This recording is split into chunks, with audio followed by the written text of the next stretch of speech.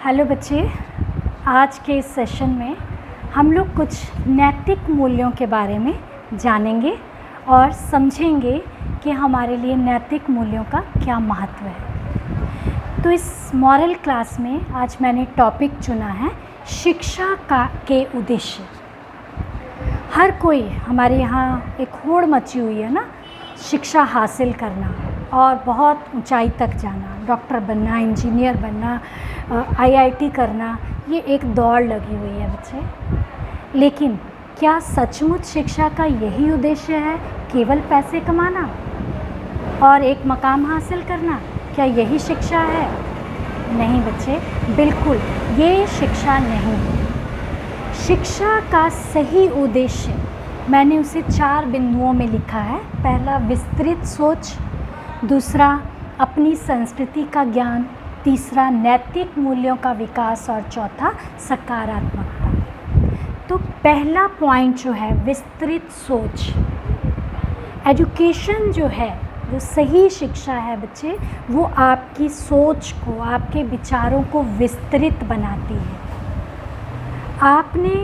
आपको रटना नहीं सिखाती है, आपको सोचना सिखाती है, आपको सही निर्णय लेना सिखाती है। ये है हमारी सही शिक्षा प्रणाली। आपके दिमागों को हमने बांध कर नहीं रखना है, आपके दिमाग को ट्रेन करके सर्वेंट नहीं बनाना है। हमने क्या करना है, आपके दिमागों में खुलापन भरना है, आपको बहुत सारी चीज़ों को सीखने के लिए लालसा को जगाना है। और असली शिक्षक वही होता है जो रटने के लिए नहीं कहता है, सीखने के लिए, सोचने के लिए, समझने के लिए कहता है। और आप तभी अच्छे स्टूडेंट हैं जब आप सिर्फ जॉब के लिए नहीं पढ़ रहे हैं। क्यों पढ़ रहे हैं बच्चे? आईआईटी करना है। क्यों पढ़ रहे हैं? डॉक्टर बनना है। नो, हमारा ये एम नहीं है बच्चे। हमारा एम है कि हमको सीखना है, उन चीज़ों को सीखना है जिनमें हमारी रुचि है, जो हमको इंटरेस्टेड लगता है उसको हमने सीखना है, जिसमें मेरा पैशन है। कभी कभी बच्चों को बायो में मन लगता है, मैथ्स में मन नहीं लगता है, इसमें कोई बुरी बात नहीं है बच्चे। आप बायो में आपकी रुचि है तो आप उसमें अपने दिमाग को और विस्तृत करिए, और ज़्यादा पढ़िए और ज़्यादा जानिए। आजकल तो आपके हाथ में गूगल जी महाराज हैं, जो चाहें निकाल के उसके बारे में पढ़ सकते हैं। अगर आप अपने विचारों को बड़ा बनाना चाहते हैं, विकास करना चाहते हैं, तो आपको अधिक से अधिक अच्छे राइटर्स की बुक्स को पढ़ना होगा जिसमें आपको इंटरेस्ट है। ठीक है। तो दूसरी बात बच्चे, सोच का विस्तार सिर्फ हमारे पहनावे को या हमारे खान पान को या हमारे नज़रिए को नहीं बदलता है। सोच का विस्तार हमारे अंतर्मन को बदलता है ना। एक बहुत सुंदर कहानी मैं आपको सुनाऊंगी। स्वामी विवेकानंद अमेरिका गए थे। आपने बहुत सुना होगा कि वो अमेरिका एक धर्म सभा हुई जिसमें स्वामी विवेकानंद को आमंत्रित किया गया। और जिस दिन धर्म सभा होनी थी उस दिन सारे लोग अपने अपने धर्मों के पादरी, पंडित, अपना मौलवी, सारे लोग, धर्म सभा थी तो सभी धर्मों के लोगों को बुलाया गया था। सब लोग उस सभा में शामिल होने के लिए गए। और जैसे ही स्वामी जी गेट पर पहुंचते हैं तो गेट पर एक व्यक्ति उनको रोक देता है। ये कैसा पहनावा पहने? स्वामी जी तो अपना कुर्ता धोती, जैसे हमारा जो कल्चर है उस टाइप का पहनावा पहन के गए थे, तो ये क्या पहने हुए हो? जेंटलमैन की तरह ड्रेस करने नहीं आता है तुमको? स्वामी जी कहते हैं, तुम्हारे यहाँ ड्रेस से जेंटलमैन होते हैं, हमारे यहाँ विचारों से जेंटलमैन होते हैं। तो ये बात हमेशा याद रखना बच्चे, आपके विचार आपको जेंटल बनाते हैं, ना कि आपका पहनावा, आपका खान पान, आपका स्टेटस नहीं। वो सब बहुत ही छोटी बातें हैं। जब हम कुछ कर लेते हैं, कुछ कमाने लगते हैं, तो हम लोग अपनी सुविधाएं बढ़ाते हैं। इट्स ओके, वो बुरी बात नहीं है, वो अच्छी बात है ना। जब हम मेहनत करते हैं तो उसका मेहनताना हमको मिलता है तो हम उससे सुख प्राप्त करते हैं। ठीक है, लेकिन हम उसके गुलाम नहीं बन जाएंगे। हम जैसे आजकल मैं देखती हूँ बच्चे मोबाइल में गेम्स के गुलाम बन गए हैं, है ना। यहाँ से वहाँ तक जाना हो तो स्कूटी चाहिए, थोड़ा सा कोई काम करना है तो मशीन का सहारा चाहिए। तो ये सब क्या हो गया, हम उनके मशीनों के गुलाम बन गए। अरे हम तो ईश्वर के समतुल्य थे, ईश्वर ने हमको अपने समतुल्य बनाया है। ईश्वर के बाद अगर धरती पर कोई इस सृष्टि में कोई है तो वो मनुष्य है, जो सोच सकता है, समझ सकता है। तो आपको अपनी सोच को विस्तृत करना है। और मैं हमेशा बच्चों को मोटिवेट करती हूँ कि अच्छे राइटर्स की बुक्स पढ़िए, डॉक्टर कलाम की बुक्स पढ़िए, विवेकानंद की बुक्स पढ़िए, है ना। और बहुत सारे हमारे पास महात्मा गांधी हैं, और आपके जो धर्म ग्रंथ हैं उनको पढ़िए, उनमें बहुत सारी शिक्षाएँ हैं। एक दूसरे के धर्म ग्रंथ पढ़िए। जैसे मुझे बाइबल पढ़ना बहुत अच्छा लगता है। मैं धर्म से हिंदू हूँ, लेकिन मुझे बाइबल पढ़ना अच्छा लगता है क्योंकि उसके कुछ कुछ उपदेश मुझे बहुत सुंदर लगते हैं। आपको भी इस तरह से दूसरे धर्मों की बुक्स को पढ़, इसमें ये नहीं कि हम पूजा कर रहे हैं या हम धर्म परिवर्तन हो जाए, ऐसा कुछ नहीं होता है बेटा। जो आपको सिखाया जा रहा है, जो हर धर्म में जो भी सिखाया जा रहा है वो ईश्वर की वाणी है। तो ईश्वर की वाणी किसी भी रूप में आपको मिले उसको पढ़िए। मैं हमेशा सारे बच्चों को बोलती हूँ कि रामायण को एज अ होली बुक मत पढ़ो, धार्मिक पुस्तक नहीं है, एज अ स्टोरी पढ़ो। कैसे सीता की सोच कितनी विस्तृत थी, राम की सोच कितनी विस्तृत थी उस जमाने में, है ना। तो ये चीज़ें आपको कहाँ से प्राप्त होंगी, सही शिक्षा से, ठीक है। सोच को संकुचित नहीं करना है, छोटा उसका दायरा छोटा नहीं करना है। बड़ी सोच और तो बड़े एम्स और बड़े हमारे जो मंजिलें बड़ी हो जाती हैं। बड़ी सोच से ही मंजिल बड़ी प्राप्त होती है।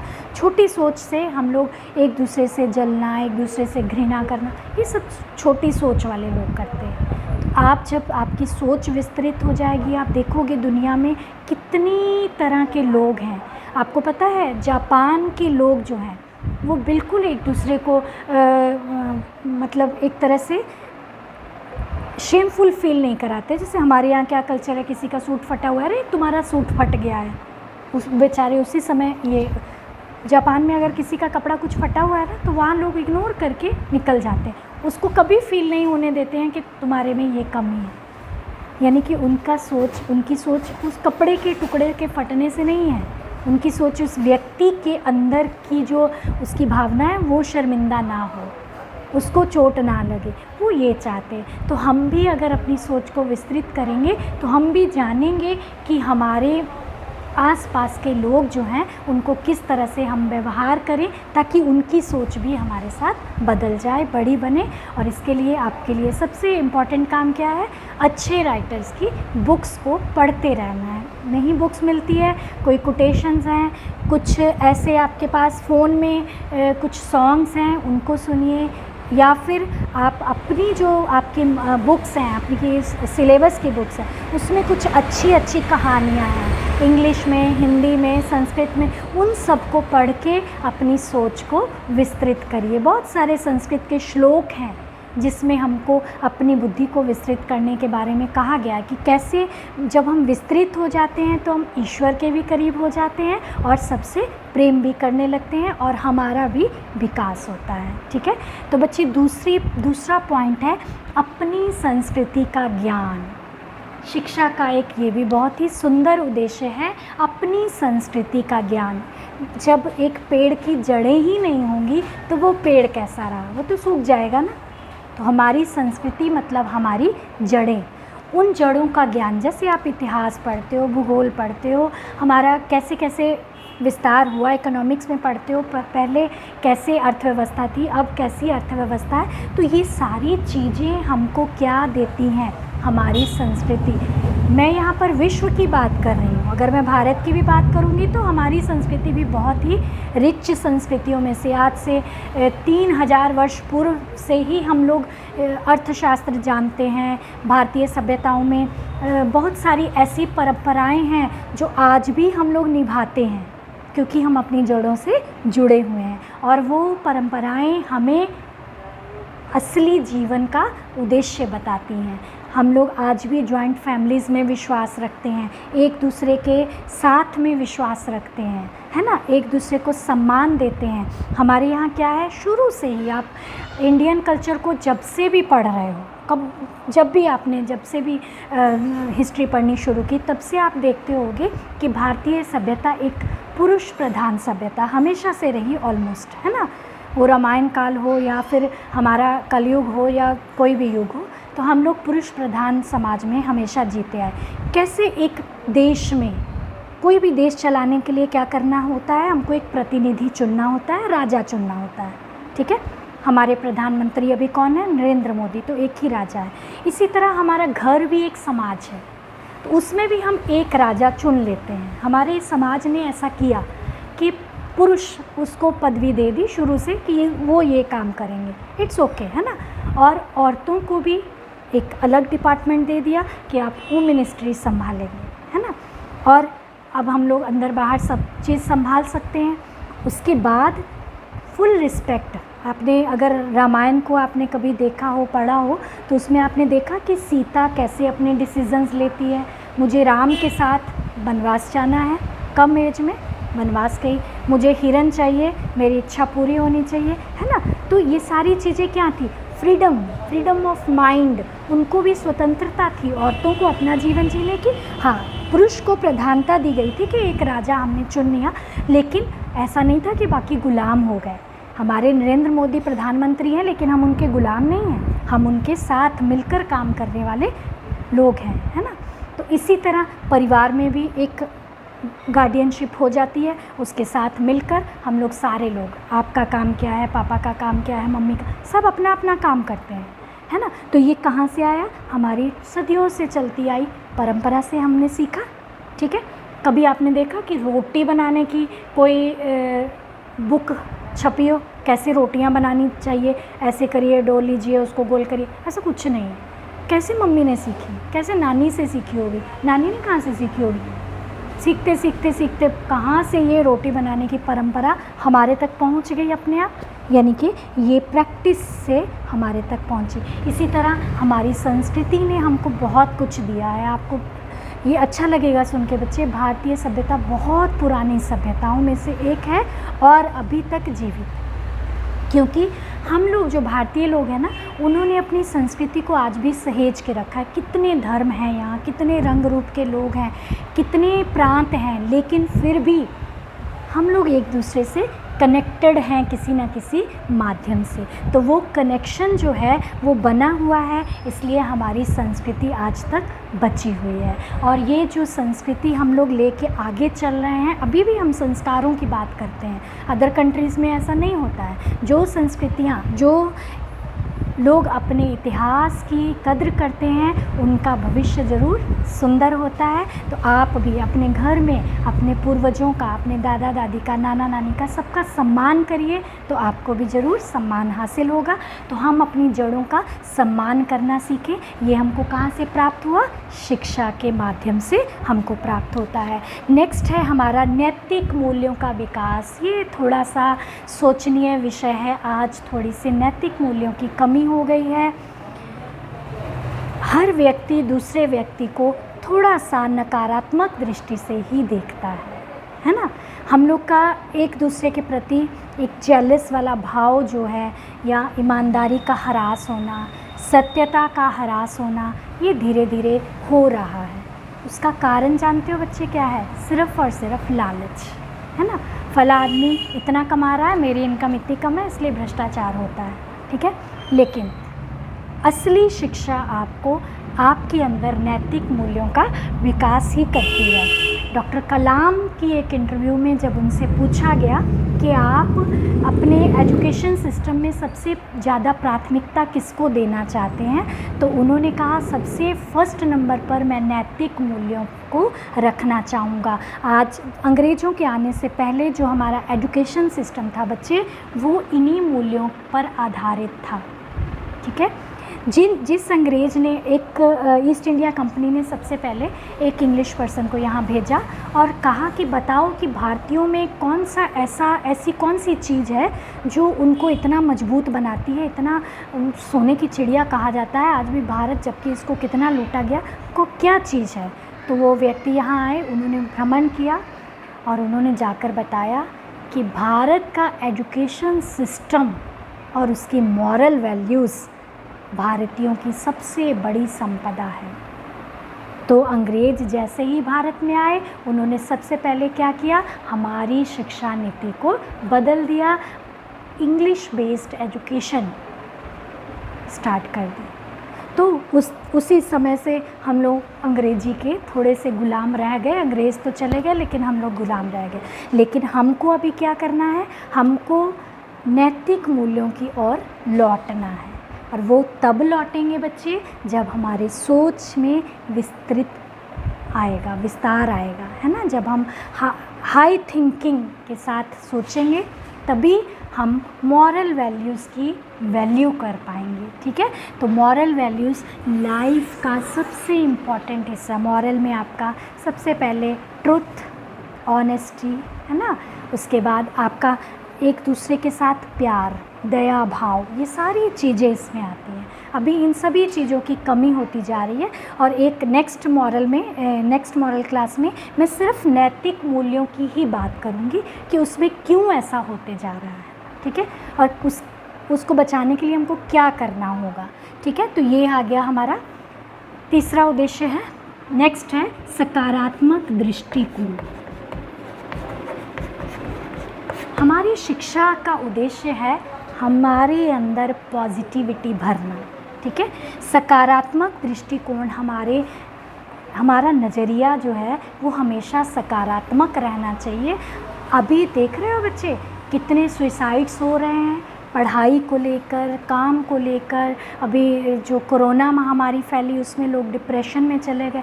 ये डिप्रेशन क्या होता है, हम लोग जब छोटे थे हम लोग नहीं जानते थे, डिप्रेशन शब्द हमने नहीं सुना था।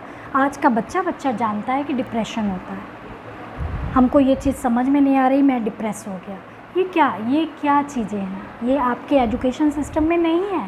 ये डिप्रेशन आपके एजुकेशन सिस्टम में नहीं होना चाहिए।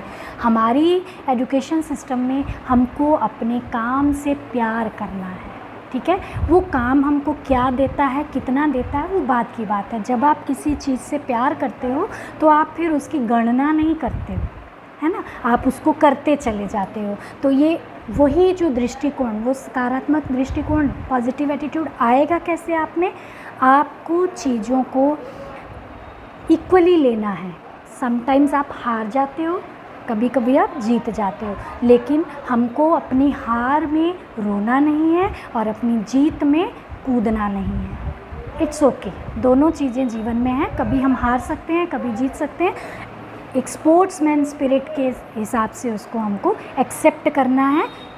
कोई बात नहीं, हार गए तो क्या हो गया, जीत गए तो भी क्या हो गया, ठीक है। अच्छी बात है, जीत गए बहुत अच्छी बात है, हार गए तो भी कोई बुरी बात तो नहीं है। मरने, अगर एक बार हम हार गए तो उसके लिए मर जाएंगे, नहीं। ऐसी सोच हमको हमारा एजुकेशन सिस्टम नहीं देता है। ये हमारी बिना मतलब की दौड़ ने हमको इस प्रकार से हमारे दृष्टिकोण को नेगेटिव कर दिया है, ठीक है। काम बच्चे, एक मैं छोटी सी कहानी फिर मैं सुनाना चाहूँगी। उस कहानी में एक मंदिर बनने जा रहा था और 3 मज़दूर उस मंदिर को बना रहे थे। एक मज़दूर शुरू में बैठा हुआ था, तो एक साधु जाते हैं, पूछते हैं, पत्थर तोड़ रहा था कि तुम क्या कर रहे हो। वो साधु बोला, दिखाई नहीं देता है, पत्थर तोड़ रहा हूँ। साधु बोला ओके। उसके बाद नेक्स्ट व्यक्ति के पास जाता है तो उससे पूछता है कि तुम क्या कर रहे हो। बोला देखिए, रोजी रोटी के लिए कुछ तो करना ही पड़ता है, तो मैं ये पत्थर तोड़ रहा हूँ, इमारत बनेगी। फिर वो तीसरे व्यक्ति के पास जाता है, तीसरे व्यक्ति से पूछता है कि भैया तुम क्या कर रहे हो। कहता है अरे अरे अरे महाराज क्या पूछ रहे हैं, भगवान का एक आलीशान मंदिर बन रहा है, उस मंदिर में मैं अपना योगदान दे रहा हूँ और उसके बदले में मुझे कुछ पैसा मिल जाता है और मेरे परिवार का भरण पोषण हो जाता है, लेकिन मेरे हाथों से एक बड़ा निर्माण होगा, इस बात की मुझे बड़ी खुशी है। दृष्टिकोण, है ना, नज़रिया। पहले व्यक्ति ने कितना गंदा से जवाब दिया, दूसरे व्यक्ति ने हाँ कर रहा हूँ, काम कर रहा हूँ, तीसरे व्यक्ति ने एकदम सकारात्मक दृष्टिकोण के साथ उस चीज़ को लिया। पत्थर ही तोड़ रहा था, पहला भी पत्थर ही तोड़ रहा था, दूसरा भी, तीसरा भी, है ना, लेकिन उसका नज़रिया उस काम को लेके कैसा था। तो ये नज़रिया कौन प्रदान करता है हमको, शिक्षा। प्रदान करती है। और आपका जो पॉजिटिव एटीट्यूड है वही आपको आगे लेके जाता है। नेगेटिव एटीट्यूड जो है वो बच्चे एक रस्सियों के समान आपको पीछे की ओर खींचते चला जाता है। ठीक है, तो नेगेटिव जो आपका नज़रिया है, जो नकारात्मक सोच है, उसको कभी नहीं आने देना है। हमेशा ईश्वर से प्रार्थना करनी है कि हमको आगे बढ़ने की। बच्चे जीवन में कुछ भी, कोई भी, किसी की भी लाइफ, आप किसी की भी कहानियाँ पढ़ लो। मैं सबसे ज़्यादा हमेशा कहती हूँ डॉक्टर कलाम की जीवनी पढ़ने के लिए। उनकी अग्नि की उड़ान पढ़ो, उनकी अपनी जो लाइफ स्टोरी है उनके ही मैनेजर ने लिखी, उनको पढ़ो।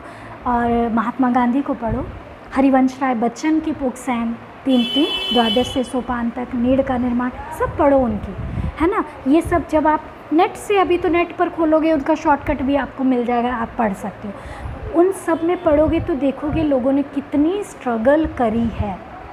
इसका मतलब जीवन संघर्ष का ही नाम है। उसमें हार मान लेना और हार मान करके अपने आप को मार देना, ये तो एक अच्छी सोच नहीं है।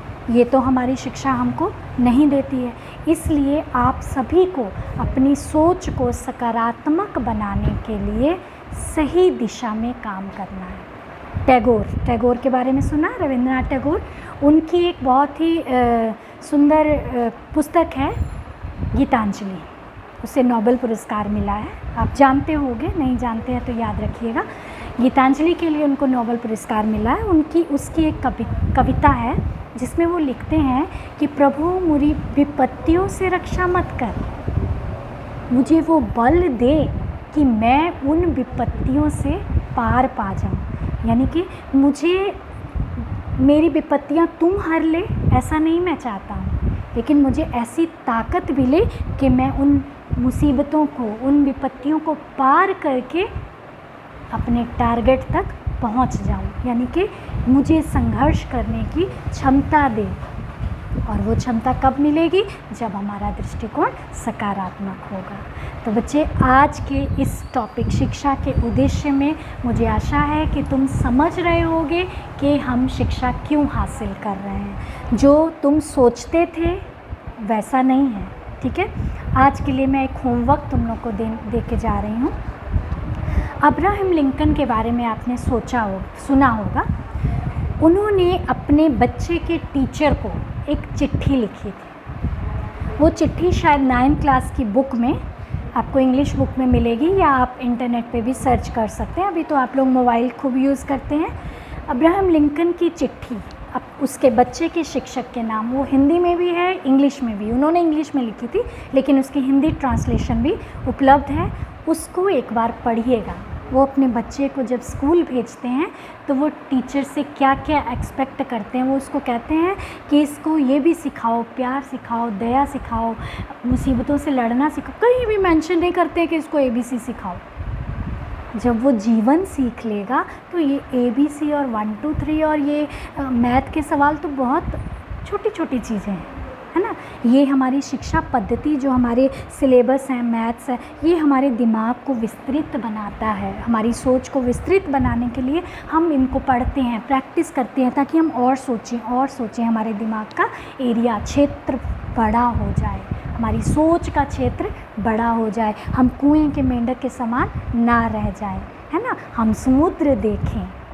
तो ये सोच लेकर हमारी शिक्षा पद्धति, हमारी शिक्षा जो है उसका उद्देश्य जो है उसको पूरा करने के लिए आप लोगों को, हम लोगों का साथ देना होगा। स्पेशली हम लोग प्रभात तारा में इस बात पर बहुत जोर देते हैं कि बच्चों में नैतिक मूल्यों का विकास हो, उनका नज़रिया हमेशा पॉजिटिव रहे, वो अपनी संस्कृति से, अपनी जड़ों से जुड़े रहें और सोच का विस्तार तो चाहते ही हैं। आप इतना विस्तृत बने, आप इतनी विस्तृत सोच के मालिक बने कि आप समाज को एक नई दिशा दे सकें। ये सारी शुभकामनाएं कि आप सचमुच प्रभात तारा समझते हो, जो दिशा दिखाता है।